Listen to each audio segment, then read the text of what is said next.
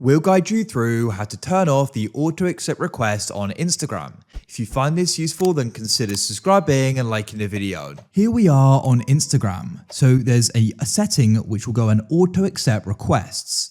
So you may not want this to be the case, because otherwise if you go and follow somebody and they follow you back, they'll automatically be accepted. And you may not want this because your account's put up for a reason, and just because you follow somebody, you may not want them to be able to go and follow you back without you first accepting it.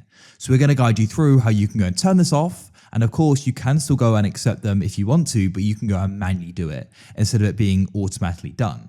So to go about this, what you want to do is come onto your Instagram profile. You can go and tap on your profile icon in the bottom right. It may just be a user icon or your profile icon, depends.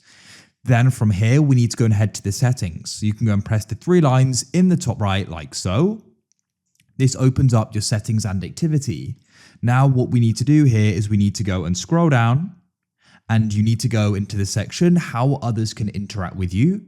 And then what you want to do is go and find the option for follow and invite friends. So what we need to do is we need to go and tap on this like so.